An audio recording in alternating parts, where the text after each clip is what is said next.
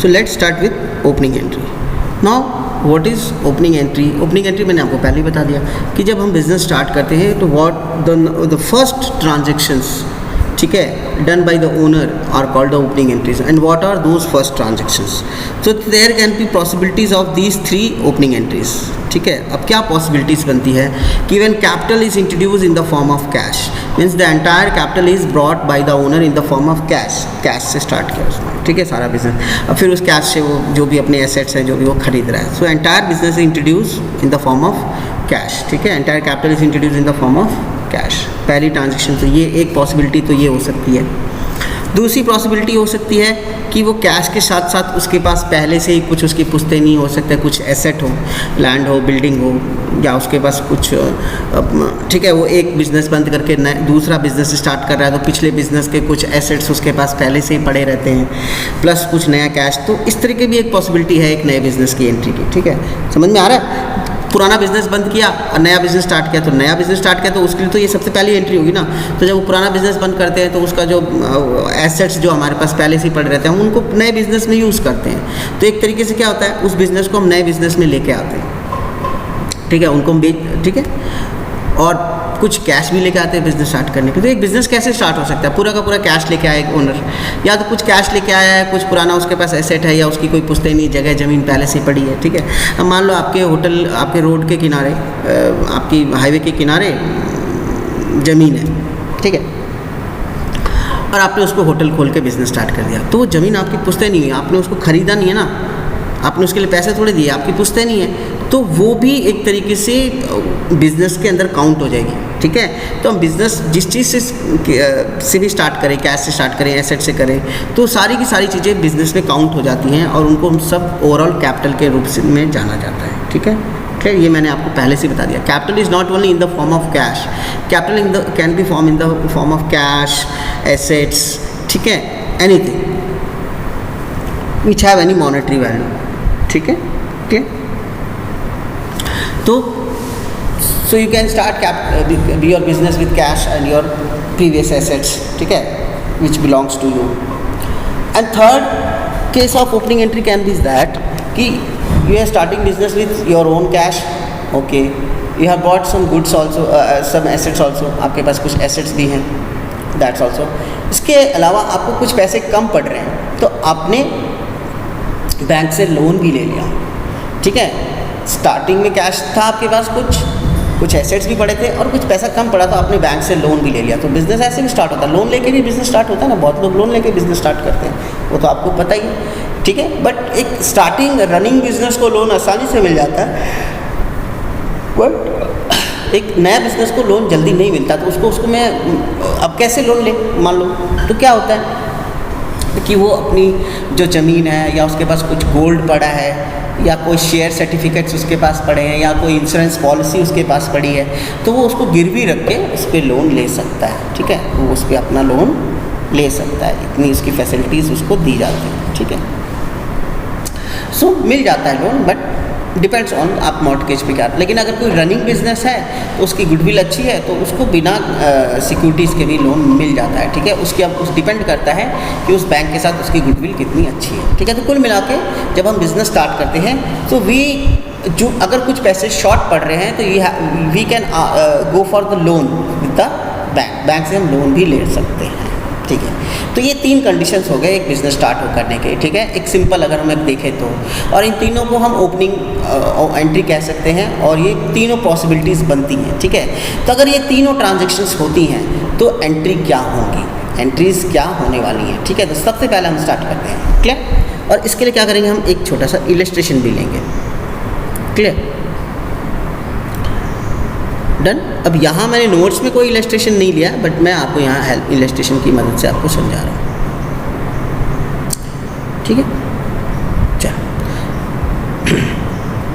अब आप क्या करो कि जो वो इलस्ट्रेशन है वो आप चाहे तो जो आपकी नोट्स में मत लिखना, बट आप जो प्रैक्टिस कॉपी है या जो भी है,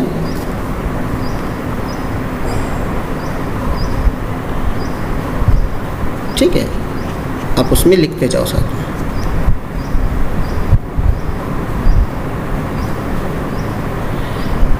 तो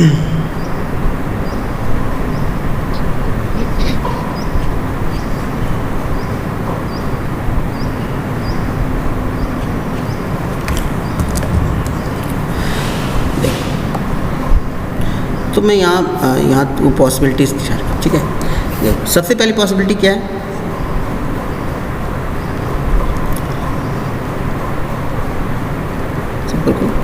स्टार्टेड बिजनेस विथ कैश इस 10 लाख, मान ये एक सबसे पहला स्टार्टेड है भाई, 10 लाख रुपए से बिजनेस स्टार्ट किया कुछ भी। Second, started business with cash rupees 7 lakh,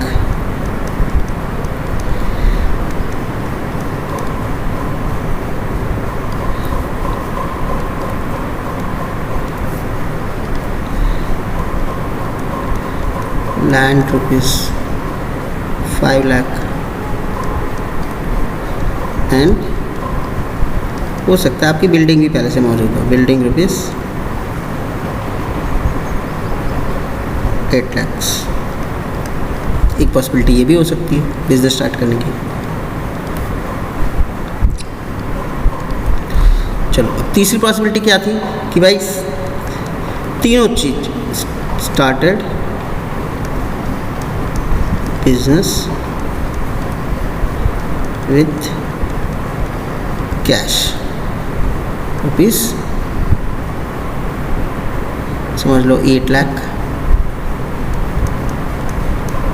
ठीक है, एंड रुपीज़ 4 लाख,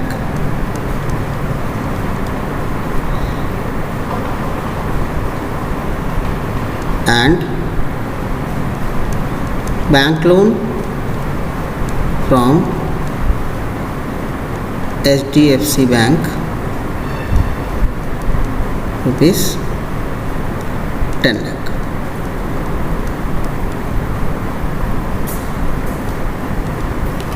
ठीक, तो दिस कैन बी 3 पॉसिबिलिटीज़, ठीक है। चलो अब हमको जनरल एंट्री भी करनी है, तो जनरल एंट्री करनी है तो थोड़ा हम गोल्डन रूल्स भी सामने रख लेते हैं, ठीक है। सो गोल्डन रूल्स क्या है, कैपिटल इंक्रीज होता है तो क्रेडिट, डिक्रीज होती है तो डेबिट, नंबर 1। दूसरा क्या था, एसेट्स, ठीक है, एसेट्स इंक्रीज होते हैं तो डेबिट, डिक्रीज होते हैं तो credit. Number 3, liabilities, no liabilities again increase होती है तो क्रेडिट, वो डिक्रीज होते हैं तो डेबिट करना पड़ता है, ठीक। नंबर 4, एक्सपेंस एंड लॉस, ठीक है, बढ़ते हैं तो डेबिट होता है, कम होते हैं तो क्रेडिट होता है। And number 5, profit and gain, बढ़ते हैं तो क्रेडिट होता है। क्यों, अब ये मत पूछना क्यों होता है, ये क्यों ऑलरेडी मैं बता चुका हूँ, ठीक है, ठीक है। और घटते हैं तो डेबिट होते हैं, ठीक है, वाइस वर्सा, क्लियर। तो ये गोल्डन रूल्स है हमारे, और ये हमारी एंट्री है। तो अब फर्स्ट एंट्री लेके चलते हैं। पहली एंट्री क्या है, पहली एंट्री की started business with cash rupees 10,000। तो हम अपना ध्यान से देखते हैं बिजनेस में क्या हो रहा है, 2 इफेक्ट हो रहे हैं। फर्स्ट इफेक्ट क्या है, कैश आ रहा है आपके पास, कितना, 10 लाख रुपीज़ का, ठीक है। और सेकंड इफेक्ट क्या है, आपको कैपिटल भी तो आ रही है ना, क्यों, क्योंकि कैश तो आया, बट कैश किस फॉर्म में आया, कैपिटल के फॉर्म में आया, and capital is what, it is the liability towards the owner. तो that cash can be, cash is also be consider as capital, ठीक है। सो वो कैपिटल के फॉर्म में आया, ठीक है। कैश तो आया ही 10 लाख बिजनेस से, but it is in capital, वो आपको ओनर के प्रति लायबिलिटी है, ठीक है। तो आपकी कैपिटल भी, सेकंड इफेक्ट क्या है, कैपिटल आपकी बढ़ रही है 10 लाख रुपए से।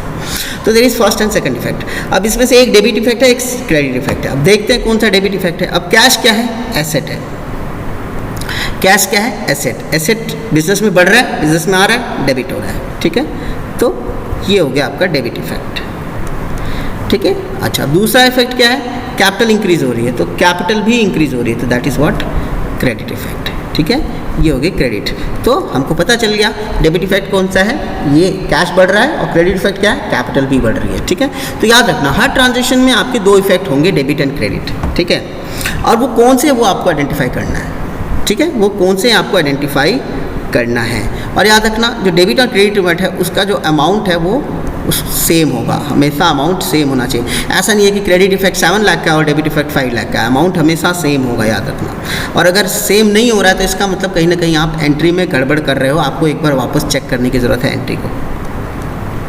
तो एज सिंपल करना क्या है, हर ट्रांजेक्शन में हमको ये देखना है कि डेबिट क्रेडिट क्या हो रहा है। अब जैसे इस ट्रांजेक्शन में मैंने देखा कि कैश हमारे बिजनेस में इंक्रीज हो रहा है क्योंकि it is coming in the form of capital. So you can C cash is coming and cash is what, asset increasing debit and capital increasing credit. तो दो इफेक्ट हो गया डेबिट एंड क्रेडिट। याद रखना कभी भी, ठीक है, एंट्री में कभी भी दोनों इफेक्ट क्रेडिट नहीं हो सकता और कभी भी दोनों इफेक्ट डेबिट नहीं हो सकता। एक इफेक्ट तो डेबिट होगा और एक इफेक्ट आपका क्रेडिट हो सकता है, होगा ही होगा। ठीक है, और अगर आपके दोनों इफेक्ट ही डेबिट हो रहे हैं या क्रेडिट हो रहे हैं तो इसका मतलब आप लोग गड़बड़ करने जा रहे हो। ठीक है,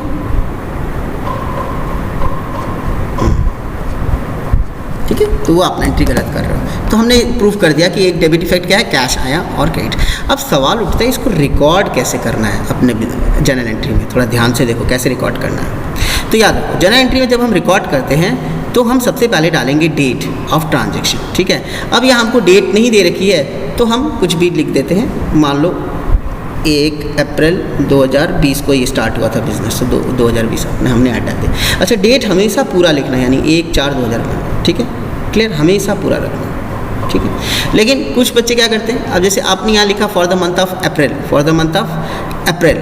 ठीक है, अप्रैल है और 2020 भी लिखा हुआ है। ठीक है, तो आप फिर यहाँ पर शॉर्टकट में आप लिख सकते हो 1/4, तो अपने आप समझ में आ जाएगा कि ये 2020 के लिए, ठीक है, या 2021 के लिए। ठीक है,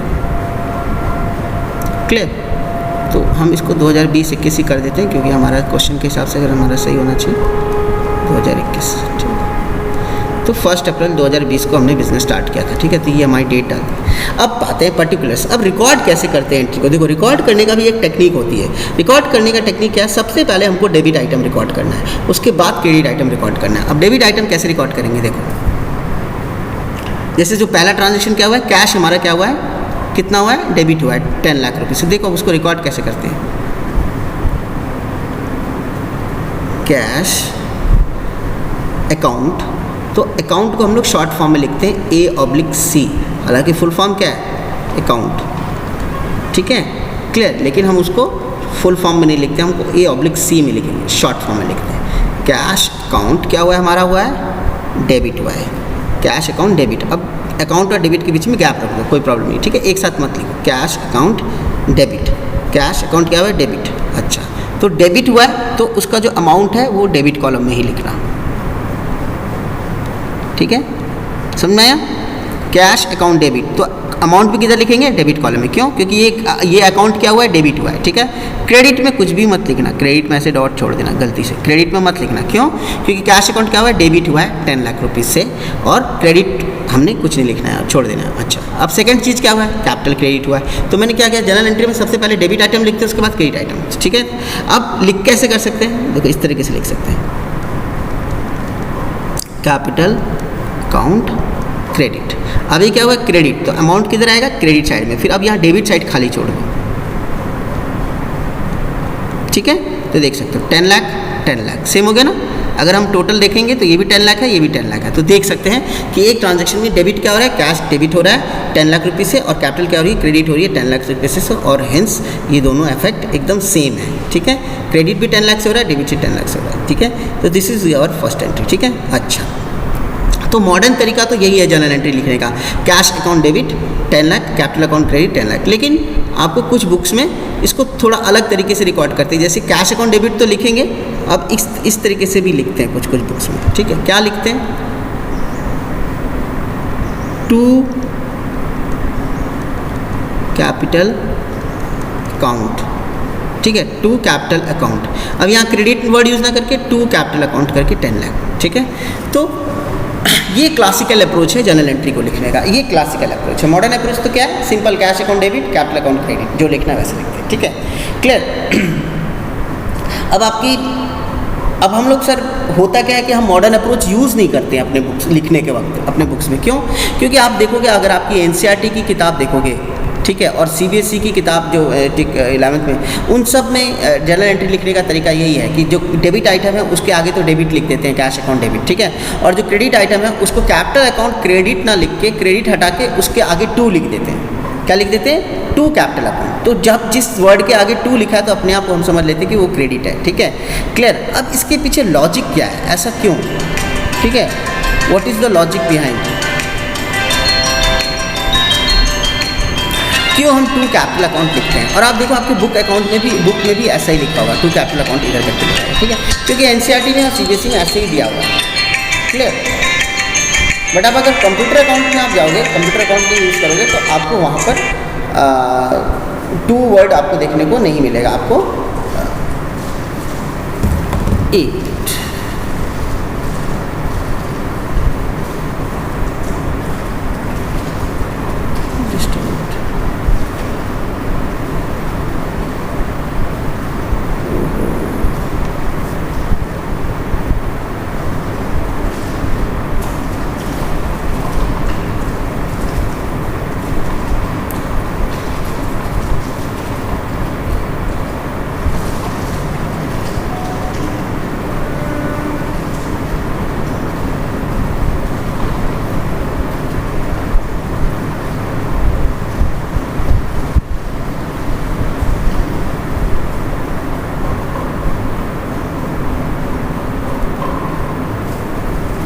जस्ट मिनट।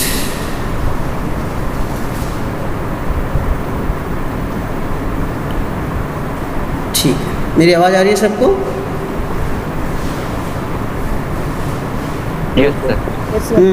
ये को डिस्कनेक्ट हो गया था।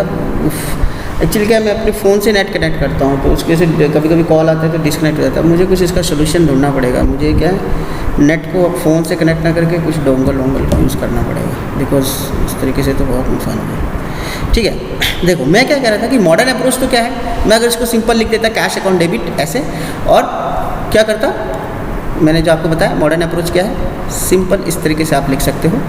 अब टैली में कहीं पे भी आप मॉडर्न अप्रोच में देखो कैपिटल अकाउंट क्रेडिट, बस सिंपल। हेलो, अच्छा स्क्रीन शेयर बंद हो गया, एक मिनट, अच्छी बात है, याद दिला दिया, एक मिनट। अच्छा हाँ, डिस्कनेक्ट हो जाता है तो स्क्रीन शेयर भी बंद हो जाता है। हाँ, डिस्कनेक्ट होता है ना तो दोनों बंद हो जाते हैं। तो मैं कोशिश करता हूँ एक डोंगल लेके उसको यूज़ करूँ, क्योंकि मोबाइल से कनेक्ट करने में क्या कनेक्टिविटी ख़त्म हो जाती है बार।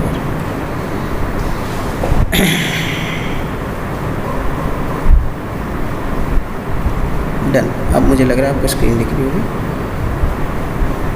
ठीक है। Yes sir, yes sir. तो अब मॉडर्न अप्रोच क्या है लिखने का, सीधा cash account debit, capital account credit लिख दिया, और डेबिट वाला आइटम डेबिट अमाउंट में, क्रेडिट वाला आइटम का अमाउंट क्रेडिट साइड में लिख दिया। ठीक है, ये आप कहीं भी सॉफ्टवेयर यूज़ करोगे अकाउंट्स का या उसको, तो आपको ऐसे ही देखने को मिलेगा।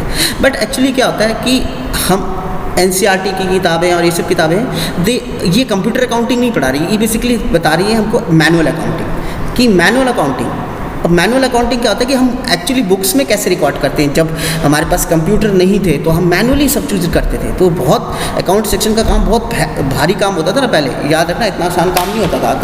किसी भी बड़ी कंपनी में सबसे ज़्यादा लोग किसी कंपनी में अगर काम करते थे किसी डिपार्टमेंट में, तो वो सबसे बड़ा डिपार्टमेंट अकाउंट का ही डिपार्टमेंट होता था। अकाउंट डिपार्टमेंट में हो सकता है कहीं 100 लोग से ज़्यादा लोग काम करते थे एक ही डिपार्टमेंट के अंदर, ठीक है, तो बहुत बड़ा डिपार्टमेंट होता था। तब मैनुअल अकाउंटिंग होती थी। लेकिन अब क्या, कंप्यूटर अकाउंटिंग होने से अब वही 100 लोगों का काम 20 लोग भी कर सकते हैं, ठीक है, क्योंकि कंप्यूटर ने काफ़ी आसान कर दिया है काम को। क्लियर। सो एनसीईआरटी क्या है कि भाई ये हम बोल रहे हैं, हम आपको कंप्यूटर अकाउंटिंग, हम आपको क्या पढ़ता रहे, मैनुअल अकाउंटिंग। अब सवाल ये होता है कि मैनुअल अकाउंटिंग जब तक आपको अच्छे से नहीं आती तो आप कंप्यूटर अकाउंटिंग भी नहीं सीख सकते हो। याद रखना, आप पूरी सीए की पढ़ाई कर लो तो आपको सारी मैनुअल अकाउंटिंग ही पढ़ाई जाती है, आपको कहीं भी कंप्यूटर अकाउंटिंग पर नहीं पढ़ाती। वो आईटी का एक पेपर होता है 100 नंबर का, ठीक है, आपको पूरी मैनुअल क्यों पढ़ाई जा रही है? क्यों भाई, जब तक आप मैनुअल नहीं पढ़ोगे, भाई कंप्यूटर को कंप्यूटर में एंट्री कौन करता है? इंसान करता है। तो ऐसा नहीं है कि कंप्यूटर अकाउंटिंग जो हो रही है वो 100% करेक्ट है, उसमें भी गलतियाँ होती हैं। तो वो गलतियाँ कौन ढूंढेगा? वो ढूंढेगा एक इंसान, एक ह्यूमन बीइंग ही ढूंढेगा, ठीक है। अब ऐसा तो नहीं है कि कंप्यूटर की गलती दूसरी कंप्यूटर ढूंढ लेगा। अब उसी लेवल, अभी उस लेवल पे तो हमारी टेक्नोलॉजी आई नहीं, अभी हम उतने एडवांस नहीं हो सकता भाई 100-200 साल बाद ऐसा एक सिस्टम आ जाए कि एक कंप्यूटर को भी एक चार्टर्ड अकाउंटेंट की डिग्री मिल जाए, फिर वो अपनी बुक की एडिट करे। तो अभी वो ज़माना बहुत दूर है, 100-200 साल लग सकता है उसको आने में, ठीक है। तो हम वहाँ तक नहीं जाएंगे, ठीक है। साई-फाई मूवी के चक्कर में हम लोग नहीं फंसेंगे। हाँ, हम बस यही मानते हैं कि कंप्यूटर पे एंट्री करते हैं, और एंट्री कौन करता है? ह्यूमन बीइंग करता है। तो ह्यूमन बीइंग करता है तो गलतियाँ कर सकता है। अब उसको चेक करने का काम भी एक दूसरे ह्यूमन बीइंग का है। एंड तो हमको मैनुअल, अब वो जो दूसरा ह्यूमन बीइंग है जो चेक कर रहा है अकाउंट्स को, वो अगर उसकी मैनुअल अच्छी है ना, मैनुअल अकाउंटिंग स्ट्रांग है, तो ही वो कंप्यूटर अकाउंटिंग में गलतियाँ ढूंढ सकता है। अदरवाइज वो उसकी खुद की अकाउंटिंग स्ट्रांग नहीं है मैनुअल, तो फिर वो इससे गलतियाँ ढूंढना उसके बस की बात नहीं है। सो इसीलिए हमको मैनुअल अकाउंटिंग सीख रहे हैं। हम खुद से पेंसिल यूज़ कर करके हम अकाउंट बनाना सीखेंगे, ठीक है। कभी भी जर्नल एंट्री इस तरीके से लिख के थोड़ी होती है, सिंपल है, एक वाउचर आता है, हम उसकी, ठीक है।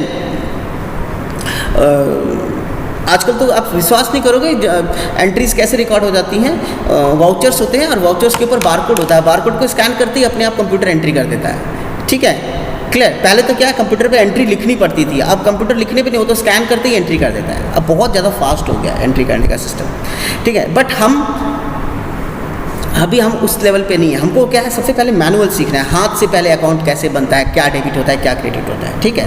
तो आप कंप्यूटर अकाउंटिंग में जाओगे तो आपको ये वर्ड ऐसे, आपको एंट्री ऐसी दिखेगी, डेबिट वाला आइटम पहले लिखते हैं, cash account debit, capital account credit. लेकिन हम क्या सीख रहे हैं, मैनुअल। तो मैनुअल में इस तरीके से लिखा जाता है, क्रेडिट आइटम को इस तरीके से लिखा जाता है। देखो, कैश अकाउंट डेबिट, पहला वर्ड उसका छोड़ दो, सी वाला वर्ड छोड़ के यहाँ से लिखना है, to cash account, that's all. अब कैश अकाउंट को आप चाहे तो इसके बराबर भी लिख सकते हो या यहाँ भी लिख सकते हो, कोई प्रॉब्लम नहीं। अब cash account, sorry cash account लिख दिया, सॉरी कैपिटल अकाउंट, ठीक है, टू कैपिटल अकाउंट, ठीक है, यहाँ पर। अब कैपिटल अकाउंट क्या हुआ है, हमने एंट्री में देखा था, सेकंड इफेक्ट क्या था, कैपिटल अकाउंट क्या हुआ हमारा, क्रेडिट। तो to capital account dot, debit में कुछ नहीं लिखना है, सीधा अमाउंट क्रेडिट। तो डेबिट वाले का आइटम डेबिट में, क्रेडिट वाले का आइटम क्रेडिट वाले में, याद है, इस तरीके से करना है, ठीक है, क्लियर। तो ये थी हमारी पहली journal entry, cash account debit to capital, यानी बिजनेस में कैश आया 10 lakhs and this cash is what, it is in capital and capital is liability towards the owner, so to capital account 10 lakh, ठीक है। अच्छा, अब journal entry हो गई। अब जर्नल एंट्री के बाद, अब इस जर्नल एंट्री को हम करते हैं, सेकंड एंट्री करेंगे। लेकिन सेकंड एंट्री करने से पहले हमको एक लाइन खींचनी पड़ती है, यहाँ पर याद रखना, बीच में, सिर्फ पर्टिकुलर्स के बीच में, ताकि हमको ये पता चले कि ये एंट्री यहाँ पर एंड हो चुकी है, ठीक है। अच्छा, एंट्री लाइन खींचती। अब लाइन खींचने के ठीक ऊपर एक हमको लिखना पड़ता है नरेशन। अब व्हाट इज नरेशन? अब देखो, इंग्लिश में हम नरेशन बोलते थे ना, स्टोरी को नरेट करना। Narration means telling something in brief, telling something in brief. तो क्या होता है कि नरेशन में क्या होता है कि भाई ये जो हमने एंट्री की है वो क्या ट्रांजैक्शन क्या है। तो ट्रांजैक्शन क्या है, started business with cash rupees 10 lakh, तो ये ट्रांजैक्शन है। तो उस ट्रांजैक्शन को शॉर्ट फॉर्म में लिखना पड़ता है, दैट इज कॉल्ड नरेशन, ठीक है। तो देखो, अब शॉर्ट फॉर्म में कैसे लिखेंगे, सबसे शॉर्ट फॉर्म है कैपिटल इंट्रोड्यूस। ये एंट्री किसकी हुई है, कैपिटल इंट्रोड्यूस की हुई है, @ 10 लाख। समझ में? देखो, ट्रांजैक्शन क्या है, started business with cash rupees 10 lakh, उसको बिल्कुल शॉर्ट फॉर्म में मैंने क्या लिखा है, कैपिटल इंट्रोड्यूस @ 10 लाख, ठीक है। तो basically this is called narration, और हर एंट्री के बाद हमको नरेशन लिखना पड़ता है। And narration is basically nothing, it is the short form of the transaction, it is short form of the transaction. अब कुछ बच्चे बोलेंगे, सर क्या ये लिखना ज़रूरी है? बिल्कुल लिखना ज़रूरी है। क्यों? क्योंकि मैनुअल अकाउंटिंग में आपको सीखना पड़ेगा। क्योंकि जब क्या होता है कि जब आप नरेशन लिखते हो तो जो इसको बुक को ऑडिट करेगा तो उसको समझ में आएगा कि आपने एंट्री किस ट्रांजैक्शन की है। तो ट्रांजैक्शन को शॉर्ट फॉर्म में लिखना पड़ता है, ठीक है, क्लियर। तो अब कुछ बच्चे बोलते हैं, सर नरेशन नहीं लिखेंगे, सिर्फ एंट्री करेंगे तो क्या मार्क्स कटेंगे? ऑब्वियसली अगर आप नरेशन नहीं लिखते हो तो आपके मार्क्स कटते हैं, एंट्री कंप्लीट नहीं मानी जाती है, ठीक है। एंट्री कंप्लीट कब मानी जाती है? जब आपने डेबिट सारा लिख दिया है, क्रेडिट भी लिख दिया और नरेशन भी कर दिया और ये लास्ट वाली लाइन भी खींच दी है, ठीक है। That known only entry is understood, it is completed, ठीक है। चलो, ये तो था हमारा पहली एंट्री कि अगर इस तरीके से करते हैं, ठीक है। अब नेक्स्ट पॉसिबिलिटी क्या है? नेक्स्ट पॉसिबिलिटी है, हमने ट्रांजेक्शन किया, नेक्स्ट ट्रांजेक्शन क्या है, स्टार्टेड बिजनेस विथ कैश। अच्छा, बिजनेस में कैश उसने स्टार्ट लाया 7 लाख, उसके पास ज़मीन पड़ी हुई थी 5 लाख की, उसने भी उसको भी यूज़ कर लिया, और एक बिल्डिंग भी पड़ी थी उसकी 8 लाख की, उसने उसको भी यूज़ करके अपना बिजनेस स्टार्ट किया। तो this is also an a type of opening entry कि कैश के साथ स्टार्ट किया है, कुछ उसकी ज़मीन है, कुछ उसकी बिल्डिंग है, ठीक है। तो business can be started with cash, plant, building, any asset, ठीक है। तो capital can be in the form of cash और नॉन कैश, और यू कैन से एसेट्स, ठीक है। तो अब इसको कैसे रिकॉर्ड करेंगे, अब थोड़ा ध्यान से देखो, इसको हम कैसे रिकॉर्ड करें। देखो बेसिकली इसमें हो क्या रहा है, देखो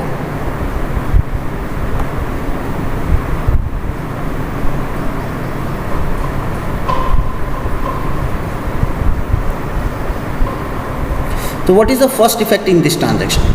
तो फर्स्ट इफेक्ट क्या है, देखो सबसे पहला इफेक्ट क्या है, first effect is that, first effect is that cash is coming 7 lakh, ठीक है, building is coming 5 lakh in the business, and sorry building is 8 lakh, I think so 8 lakh, एक मिनट में देख लेता हूँ, बिल्डिंग 8 लाख है, सॉरी बिल्डिंग 8 लाख है, मैंने गलती से लिख दिया, हाँ, ठीक है, and land of is rupees 5 lakh.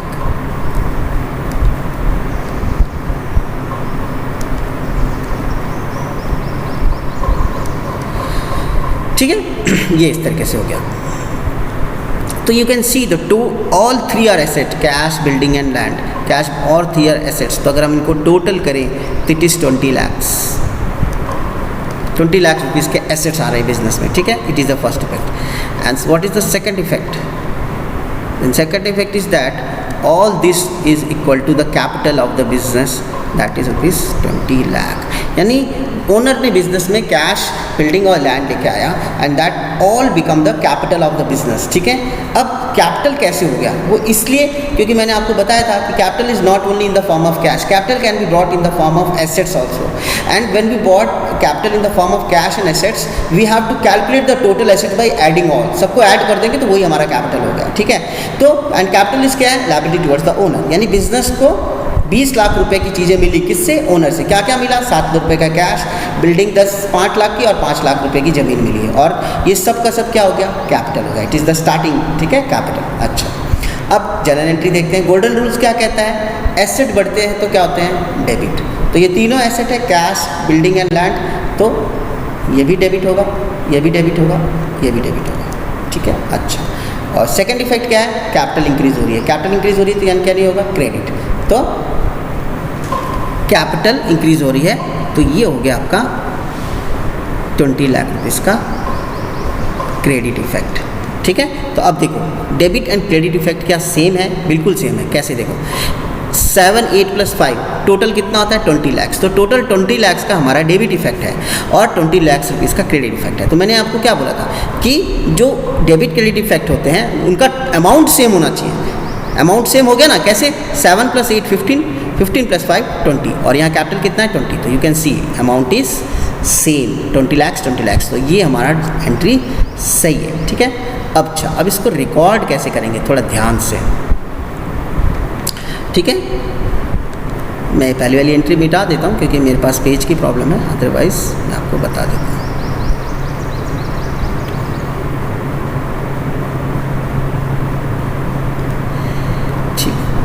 तो यहाँ पर एक से ज़्यादा चीज़ें आइटम डेबिट है, तो कोई बात नहीं, हमको तो पहले डेबिट आइटम लिखना है। तो सबसे पहले क्या लिखेंगे, cash account debit, debit amount है ना 7 लाख रुपये, 7 लाख में लिखो। फिर land account debit 5 lakh rupees, 5 lakh rupees इधर लिख दिया, ये भी डेबिट आइटम है।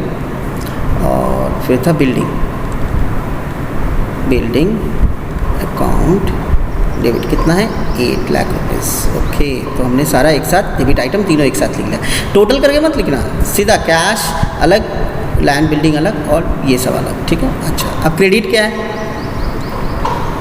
कैपिटल। तो यहाँ पर एक छोटा छोटा टू कैपिटल अकाउंट, ठीक है। आप इसको ऐसे भी लिख सकते हो, कैपिटल अकाउंट क्रेडिट भी लिख सकते हो, बट हम मैनुअल अकाउंटिंग सीख रहे हैं तो इसलिए क्रेडिट वर्ड को ना यूज़ करके यहाँ आगे हम टू वर्ड यूज़ करते हैं, ठीक है, कोई प्रॉब्लम, ठीक है। Capital account, to capital account मतलब कैपिटल अकाउंट क्रेडिट हुआ कितने से, हमने देखा है अमाउंट टोटल कर लिया था, कितना था 20 lakhs, तो ये था हमारा 20 lakhs, ठीक है। अच्छा, अब अमाउंट देखो डेबिट क्रेडिट का सेम हो रहा है, बिल्कुल सेम हो रहा है, यहाँ भी 20 हो रहा है, ये भी 20 हो रहा है, ठीक है। अब इसकी नरेशन लिखेंगे, नरेशन बिल्कुल सिंपल है, कैपिटल इंट्रोड्यूस, ये तीनों कैपिटल ही के तौर पे है ना, capital introduce @20 lakh, that's all, ठीक है। शॉर्ट फॉर्म में मैंने इसको एक नरेशन के तौर पे लिख दिया और ये खींच दी मैंने लाइन, ठीक है। तो you can C journal entry इस तरीके से भी हो सकती है, एक से ज़्यादा चीज़ें डेबिट हो सकती हैं, ठीक है, बट कितनी भी चीज़ें डेबिट हो क्रेडिट हो उससे कोई सेंस नहीं है, टोटल ऑफ डेबिट क्रेडिट हमेशा सेम आना चाहिए, अगर सेम नहीं आया तो गड़बड़ है, कहीं ना कहीं जर्नल एंट्री आपने गड़बड़ की, ठीक है। चलिए अब हम फोकस करते हैं तीसरी वाली एंट्री पे। तीसरी एंट्री क्या कह रही है, तो पहले इसको मिटा देते हैं, ठीक है। देखो we will go very slow, आपको कुछ भी समझ में नहीं आया, जितना समझ में आया उतना पूछो, वी हैव टू गो, क्योंकि जर्नल एंट्री समझ में ना बहुत ज़रूरी है, क्योंकि जर्नल एंट्री नहीं समझी तो यू आर गॉन, ठीक है। फिर इससे अच्छा है आप अकाउंट्स छोड़ दीजिए, अकाउंट्स आपके बस की चीज़ नहीं है, आप दूसरा सब्जेक्ट ले लीजिए, बहुत सारे सब्जेक्ट है दुनिया में पढ़ने के लिए, अकाउंट्स ही क्यों पढ़ना, ठीक है। अकाउंट्स पढ़ना है तो मेहनत करनी पड़ेगी, दैट्स ऑल, सिंपल फॉर्मूला है। चलिए अब तीसरा ट्रांजेक्शन क्या कह रहा है, स्टार्टेड बिजनेस विद कैश, यानी बिजनेस में क्या क्या आ रहा है, देखो फर्स्ट इफेक्ट क्या हो रहा है, कैश आ रहा है अपने बिजनेस में, कैश इंक्रीज हो रहा है कितने से, 8 लाख रुपए से, गुड डन। अच्छा ध्यान से देखना, हाँ। अच्छा नेक्स्ट एक और चीज़ हो रही है, क्या हो रही है, अच्छा छोड़ो फर्स्ट इफेक्ट सेकंड इफेक्ट को मारो, बोलिए सीधा देखो क्या आ रहा है क्या जा रहा है, वो देखो, वो फर्स्ट इफेक्ट सेकंड इफेक्ट छोड़ो, कैश कितना आ रहा है, इंक्रीज हो रहा है 8 लाख रुपये से, ठीक है। अच्छा और हमारे पास और क्या आ रहा है बिजनेस में, ज़मीन आ रही है कितने की, 4 लाख रुपए की, अच्छा ठीक है। अच्छा बैंक लोन HDFC बैंक से लिया 10 लाख रुपए, ठीक है, तो यानी अब लोन लिया है तो हमारे बैंक में पैसा जमा हुआ होगा ना, तो बैंक बैलेंस तो बढ़ेगा ना 10 लाख रुपए से, समझ रहे हो क्या, कि लोन लिया बैंक से हमने 10 लाख रुपए का, तो अब लोन लिया है तो भाई पैसे मिलेंगे ना, आपने कार लोन पे ली तो कार तो आपको मिल गई ना, तो कार मिली और आप उसके पैसे आपको बाद में चुकाने हैं, तो कार तो आपको मिली ना, तो उसी तरीके से जब हम बैंक लोन लेंगे तो पैसा तो मिलेगा ना, खाते में हमारे पैसे तो जमा होगा, तो चलो भाई 10 लाख रुपए पैसे तो आगे ना। तो देखो 3 चीज़ आ रही है बिजनेस में, कैश आ रहा है जो ओनर लेके आया 8 लाख रुपये, ज़मीन वो लेके आया 4 लाख रुपये, प्लस उसने लोन अमाउंट ली तो 10 लाख रुपये आपके उसके खाते में भी जमा हो गए, तो ये चीज़ भी ये भी इंक्रीज़ हो रहा है। अच्छा अब और चीज़ क्या हो रही है, देखो अब एक चीज़ और हो रही है, ध्यान से देखो, जो HDFC बैंक से हमने जो लोन लिया है ये क्या पैसा ओनर लेके आया, नहीं ओनर नहीं लेके आया, कौन लेके आया, बैंक से लोन लेके आया, तो हमारी लायबिलिटी भी बढ़ रही है, यानी कि हमारे सर पे लोन भी बढ़ रहा है, कितने रुपए का, 10 लाख रुपए का, समझ में आया। ये जो लोन में पैसा लिया ना, बैंक लोन लिया, तो ये लोन ओनर पैसा थोड़ा लेके आया है, जब ओनर पैसा नहीं लेके आया तो ओनर जो भी पैसा या एसेट लेके आता है उसको क्या बोलते हैं, कैपिटल, और जो लोन कहीं से दूसरी जगह से लोन लेके आता है तो वो क्या हो जाता है, लायबिलिटी है। अब ये लायबिलिटी कैसे होगी वो बताता हूँ, क्यों, क्योंकि जब लोन लिया जाता है बैंक से तो वो बिजनेस के नाम से लिया जाता है, तो बिजनेस के नाम से लिया जाता है तो बिजनेस के ऊपर वो लायबिलिटी हो जाती है, वो लोन हो जाती है, तो इसी वजह से यहाँ पर ये हमारा लोन भी बिजनेस का इंक्रीज हो जाएगा थर्ड पार्टी के प्रति, यानी बिजनेस को HDFC बैंक को 10 लाख रुपए चुकाने हैं प्रॉफिट कमा के, ठीक है, तो ये हमारा 10 लाख रुपए का लोन भी हो गया हमारे पास। अच्छा इसके अलावा क्या हुआ, थोड़ा ध्यान से देखते हैं, ये पैसा 10 लाख रुपए खाते में आए और वो हमारा लोन है, दैट्स ऑल। अच्छा कैश और जो लैंड हम जो लेके आया ओनर, ये तो हमारा कैपिटल हो गया ना, तो कैपिटल भी तो इंक्रीज हो गई, कितने से, 8 और 4 12 लाख से, समझ में आया। तो जो ओनर जो लेके आया 8 और 4 लाख रुपए का लैंड, दिस इज कैपिटल, ये हमारा कैपिटल कहलाएगा, और जो बैंक में 10 लाख रुपए आए ये हमारा लोन है।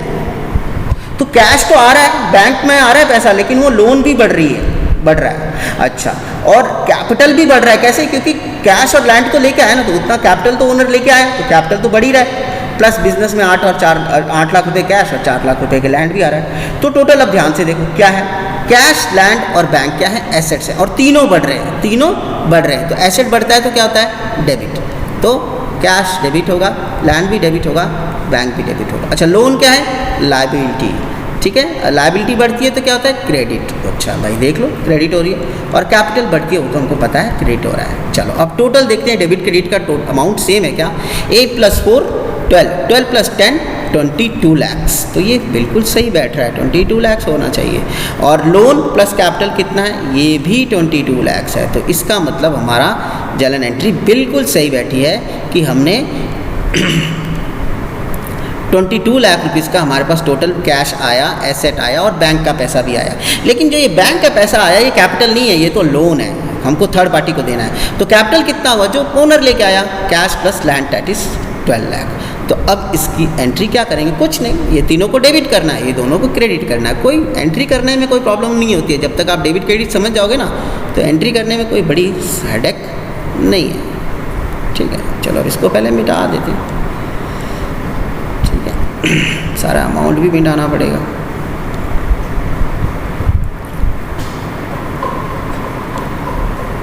चलो अब एंट्री करते हैं। तो सबसे पहले तो कैश, कैश कोई ज़रूरी नहीं है कैश ही है, आप कुछ भी लिख सकते हो। कैश कितना, 8 लाख रुपीज़ डेबिट हुआ। ठीक है, नेक्स्ट, हाँ ज़मीन लेके आया था, लैंड अकाउंट डेबिट, कितने का, 4 लाख रुपए। ठीक है, बैंक में भी तो पैसा है ना लोन का, तो बैंक अकाउंट भी तो डेबिट होगा, बैंक भी तो बढ़ रहा है हमारा, डेबिट 10 लाख रुपीज़। ठीक है, अब तीनों डेबिट लिख लिया। अब क्रेडिट क्या क्या है, 2 कैपिटल, कैपिटल कितना है, 12 lakhs। ठीक है, 2 बैंक लोन, बैंक लोन। ठीक है, आप चाहे तो ब्रैकेट में HDFC बैंक का नाम भी लिख सकते हैं ब्रैकेट में। ठीक है, कितना, 10 लाख रुपीज़ का। तो हम देख सकते हैं कि डेबिट क्रेडिट हमारा अमाउंट टोटल है, यहाँ भी 22, ये भी 22। अब नरेशन क्या करेंगे, देखो नरेशन क्या करेंगे, कैपिटल इंट्रोड्यूस @ 12 लाख। ठीक है, और second, loan taken @ 10 lakh, that's all. इसको आप इस तरीके से भी लिख सकते थे, capital introduce 12 lakh and loan taken ₹10 lakh, ऐसे भी लिख सकते थे, कोई प्रॉब्लम। ये हो गई आपकी नरेशन, नरेशन हम शॉर्ट फॉर्म में लिखते हैं। ठीक है, तो ये हो गई तीसरे वाले की एंट्री। अब देखो 3 एंट्री थी, लेकिन मैंने बहुत टाइम लेके आपको स्लोली बताया। ठीक है, तो करना क्या है, एंट्री क्या करनी है, सबसे पहले तो इंक्रीज डिक्रीज क्या हो रहा है वो सब लिख लो। अब उसमें डेबिट क्या हो रहा है, क्रेडिट क्या हो रहा है वो लिख लो, दैट्स ऑल। और डेबिट और क्रेडिट का अमाउंट सेम हो रहा है कि नहीं हो रहा है वो चेक कर लो, बस दैट्स ऑल। समझ में, ये है एक एंट्री करने की तरीका। क्या करना है, कौन सी चीज़ इंक्रीज हो रही है, डिक्रीज हो रही है वो लिख लो। अब वो डेबिट हो रही है, क्रेडिट हो रही है वो लिख लो। अब उसके बाद डेबिट क्रेडिट का अमाउंट टोटल निकाल लो, वो अगर सेम है तो उसका मतलब आपने एंट्री सही हुई है। ठीक है, सर जो फर्स्ट 3 ट्रांजैक्शन जो है उसके आगे आपने DR लिखा है। हाँ। तो सर जो 2 कैपिटल और 2 बैंक लोन है उसके आगे CR लिखना होगा। नहीं, CR तो क्रेडिट का शॉर्ट फॉर्म है, तो वो लिखने की ज़रूरत नहीं है। देखो मैंने आपको वही तो सर पूरा कहानी तो यही तो बताया था। अगर आपने यहाँ 2 वर्ड लिख लिया तो ये 2 का मतलब ये होता है वो क्रेडिट आइटम है। ठीक है, अगर आप यहाँ 2 वर्ड नहीं लिखते तो कैपिटल अकाउंट क्रेडिट लिख दो, कोई बात नहीं, कैपिटल अकाउंट क्रेडिट लिख दो। तो ये कंप्यूटर में ऐसे ही लिख के आता है, बट हम मैनुअल अकाउंटिंग बना रहे हैं। तो मैनुअल में क्या होता है, इट इज़ प्रैक्टिस दैट अगर कोई भी चीज़ को डेबिट लिखना है तो वो डेबिट लिख देते हैं, और क्रेडिट लिखना है तो उसके नाम के आगे 2 लिख देते हैं, तो वो क्रेडिट हो जाता है। ठीक है, वो वहाँ पर भी क्रेडिट लिखने की ज़रूरत नहीं है, 2 कैपिटल अकाउंट क्रेडिट लिखने की ज़रूरत नहीं है। ये कोई प्रैक्टिस, ठीक है, लिखोगे तो कोई मार्क्स नहीं कटेगा आपका, लेकिन आप याद रखो अकाउंट्स में एक मिनट मायने रखता है। तो आप क्रेडिट लिखने में आपका टाइम तो वेस्ट होगा ना, तो अननेसेसरी क्यों लिखना, सीधा 2 कैपिटल अकाउंट लिखो। ठीक है, ओके सर। और सर मतलब जितने ज़्यादा ट्रांजैक्शन होंगे वो सब मेंशन करना होगा नीचे ब्रैकेट। नहीं, जैसे अब यहाँ एक ही ट्रांजैक्शन, 2 ट्रांजैक्शन हुई है ना, एक तो कैपिटल ब्रॉट किया है और एक लोन लिया है, तो हाँ दोनों बिल्कुल नरेशन में मेंशन करना पड़ेगा। नरेशन में मेंशन नहीं करोगे तो फिर कैसे सही माना जाएगा। ठीक है, ओके सर। हाँ, नरेशन को छोटा रख सकते हो, जितना शॉर्ट फॉर्म में रख सकते हो। ठीक है, नरेशन की तो चिंता मत करो। अब जैसे जैसे ट्रांजैक्शन बढ़ेगी तो आप देखोगे कि कितनी बड़ी से बड़ी ट्रांजैक्शन की मैं बहुत छोटे तरीके से लिख देता हूँ। ठीक है, it is all about practice, narration is all about practice, ठीक है, क्लियर। तो ये थी 3 पॉसिबिलिटीज़ एक बिजनेस स्टार्ट होने की, और ये तीनों की एंट्री क्या होगी वो मैंने आपको करके दिखाया, ठीक है। ये सबसे बेसिक एंट्री है जनरल एंट्रीज, ठीक है। चलिए, और कोई डाउट है तो जल्दी जल्दी पूछिए, ठीक है, और बाकी की जो एंट्रीज हैं हम लोग कल करेंगे, ठीक है। जल्दी से पूछिए, कोई भी डाउट है, ठीक है। सर वो बीच में जो LF लिखा हुआ उसका फुल फॉर्म क्या है, मैंने सुना नहीं था। उसका फुल फॉर्म होता है लेजर फोलियो। देखो लेजर फोलियो क्या होता है, चलो मैं बता देता हूँ, परेशान होने वाली बात नहीं है। लेजर फोलियो क्या होता है, हम लोग हर जितने भी जर्नल एंट्रीज करते हैं, एंट्री करने के बाद हमको लेजर बनाना पड़ता है। हर जैसे कैश का अलग लेजर बनेगा, लैंड का अलग बनेगा, बैंक, हर चीज़ का लेजर बनाना पड़ता है, ठीक है। उसका हम बोलते हैं खाता, ठीक है। तो हर लेजर को एक नंबर दिया जाता है, ठीक है, एक नंबर जैसे 1 2 3 4 5 6। तो वो जैसे कैश का लेजर नंबर क्या है 1, और जब सपोज करो ज़मीन का लेजर नंबर है 12 और बैंक का लेजर नंबर है समझ लो 15, तो उसके आगे उसका वो लेजर नंबर लिखना पड़ता है, ठीक है। अब लेजर नंबर लिखने से क्या होता है मैं आपको बताता हूँ, हमको पहचान हो जाती है कि ये अमाउंट कहाँ किस लेजर में ट्रांसफ़र करनी है, ठीक है, ये होता है, ठीक है। अब सर लेजर हर एक मतलब जैसे लैंड है, बैंक है, तो ये सब तो एक लेजर नंबर लिखने की क्या ज़रूरत है, वो तो नाम से ही पता चल जा रहा है लैंड है, बैंक है। नहीं, कभी कभी क्या होता है, देखो लेजर नंबर कहाँ काम आता है मैं आपको बताता हूँ। मान लो अशोक करके एक पर्सन है, ठीक है, अशोक करके आपका डेबिटेड है, ठीक है। मान लो कि अशोक नाम का एक और आपका डेबिटर बन गया, तो अब दोनों में से कौन सा अशोक आप कैसे पहचानोगे। मान लो इसका नाम अशोक सिंह है, मान लो इसका नाम अशोक श्रीवास्तव है, तो चलो फिर भी पहचान लोगे, ठीक है। मान लो अगर दोनों अशोक सिंह ही हैं तो कैसे पहचानोगे, ठीक है। तो इसलिए हर पर्सन, हर लेजर जिसका भी हम ट्रांजेक्शन करते हैं उसको एक लेजर नंबर दिया जाता है, ठीक है, ताकि हम उसको पहचान सकें। अब यहाँ 2 अशोक सिंह है तो एक अशोक सिंह का नंबर 7 है, एक अशोक सिंह का लेजर नंबर 9 है, तो हमको अगर अशोक सिंह नंबर 9 से एंट्री होती है तो हम उसके 9 नंबर वाले लेजर में ट्रांसफ़र कर देंगे। अगर 7 नंबर वाले में ट्रांसफ़र कर दिया तो वो बंदा बोलेगा यार मैंने तो ये ट्रांजेक्शन की नहीं, आप मेरे खाते में आपने डाल कैसे दिया, तो गड़बड़ हो जाएगा ना। तो इसलिए to identify the ledger with the number, ठीक है, नंबर से। अब जैसे होता है ना क्लास में 2 बच्चे पढ़ रहे हैं एक ही नाम के, तो अब उनको मैं रोल नंबर की वजह से अलग अलग कर सकता हूँ ना, भाई तेरा रोल नंबर 12 है, तेरा रोल नंबर 13 है, लेकिन दोनों का रोल नंबर एक दे सकते हैं, नहीं दे सकते। तो उसी तरीके से जो लेजर होता है उसको नंबर देना पड़ता है। जैसे जितने भी हम ट्रांजेक्शन करते हैं, कैश अकाउंट, जो भी अकाउंट बनाते हैं उसको एक नंबर देना पड़ता है, ठीक है, क्लियर। तो ये हम समझेंगे जब जैसे लेजर पढ़ेंगे, तो ये लेजर फोलियो का क्या यूज़ है हम उसको समझेंगे, ठीक है। क्यों, बट अभी हम सिर्फ जर्नल एंट्री कर रहे हैं, तो लेजर फोलियो का हमको कुछ यूज़ करने की ज़रूरत नहीं है। जैसे हम एडवांस एंट्रीज करेंगे और जब हम जर्नल एंट्री करने के बाद जब हम लेजर बनाना सीखते हैं, ठीक है, या सब चीज़ें सीखते हैं, तो हम लेजर फोलियो का क्या मतलब होता है वो मैं वहाँ पर आपको बता दिया करूँगा, ठीक है। अभी ये आपके लिए कोई इसको आपको पढ़ने की कोई ज़रूरत नहीं है कि ये क्या है, बस आप एंट्री देखो क्या है, डेबिट क्रेडिट क्या है, ठीक है। लेजर फोलियो के चक्कर में मत पड़ो क्या है, बस लेजर फोलियो फॉर्मेट का हिस्सा होता है, ये याद रखना, ठीक है। Okay sir. तो सर ये लेजर नंबर ये क्वेश्चन में पहले से ही दे रखा होगा ना? नहीं, क्वेश्चन में नहीं दिया होगा, तो इसीलिए अगर क्वेश्चन में दिया होगा तो आपको लिखना पड़ेगा, क्वेश्चन में नहीं दिया होगा तो छोड़ देना, बस एक कॉलम बना के छोड़ देना, कुछ नहीं करना है, ठीक है। आपको कुछ करने की जरूरत नहीं है। एक मिनट इसको स्टॉप कर